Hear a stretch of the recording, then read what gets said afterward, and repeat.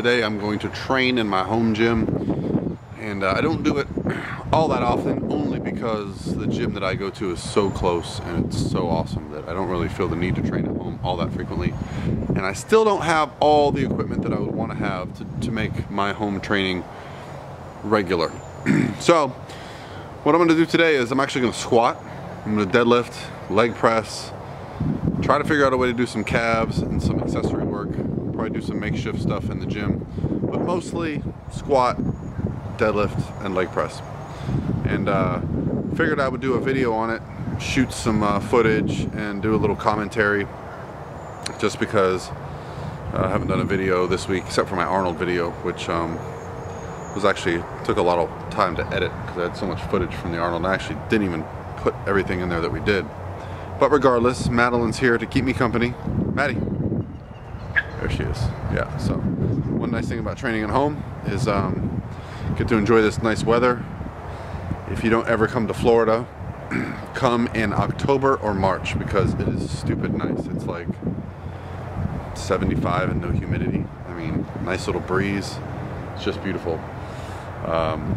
So anyway, let's get this leg training session started, and I'll do a little commentary either between sets or over the top of what's going on. All right, I hope you guys enjoy.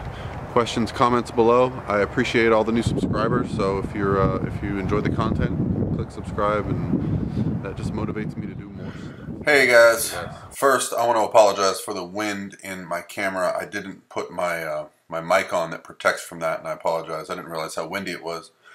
But let's get started. This is my my warm-ups at home.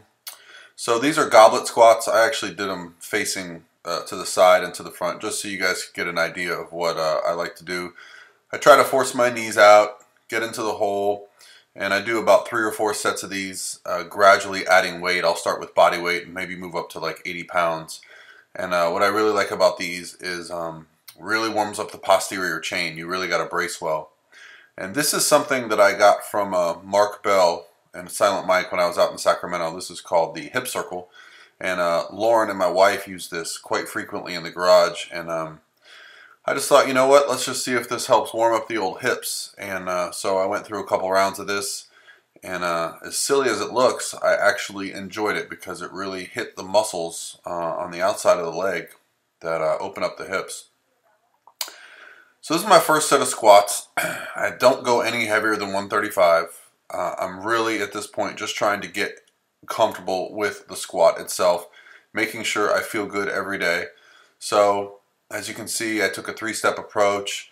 I got my feet about shoulder width apart. I could probably go a little bit wider, and I may end up doing that as over time, but what I was really focusing on here is just what felt great, and keeping the bar in a kind of a higher bar position.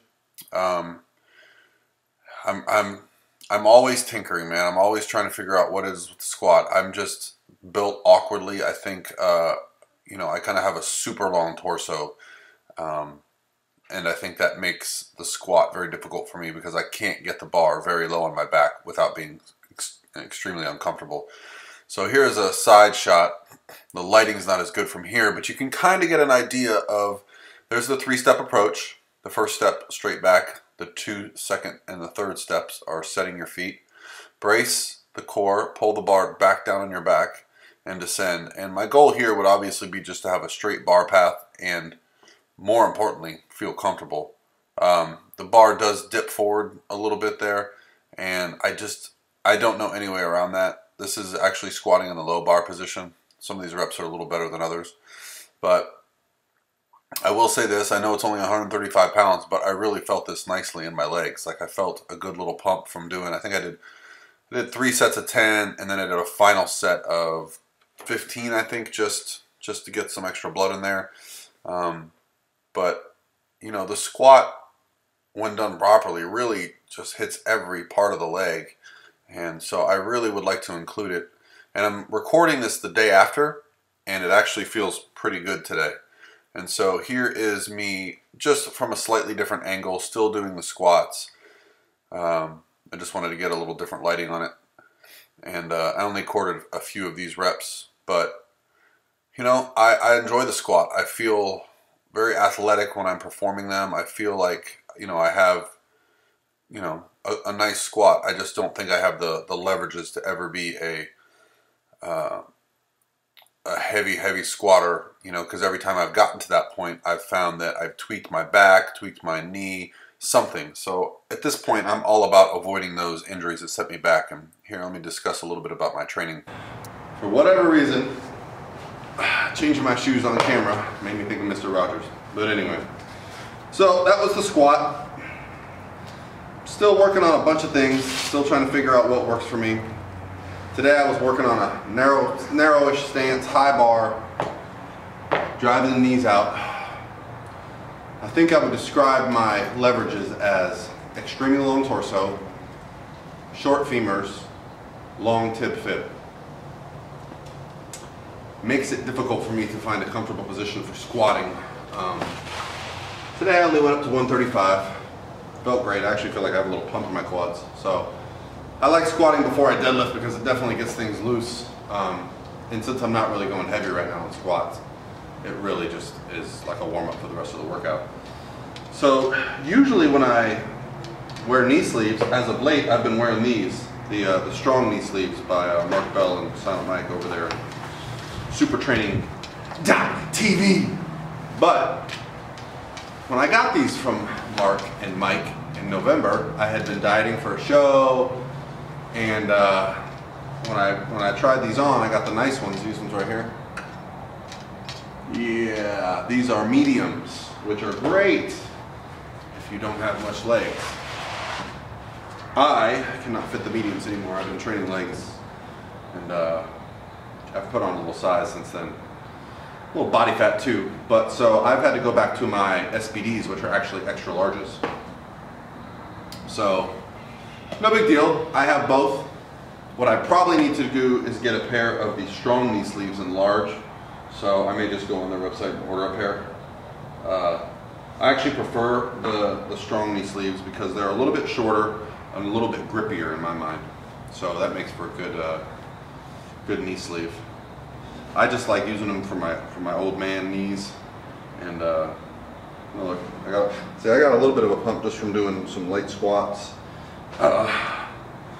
You notice in my warm-up I did goblet squats. I love goblet squats for warm-up because it really just engages everything: the posterior chain, the hamstrings, all the muscles of the leg.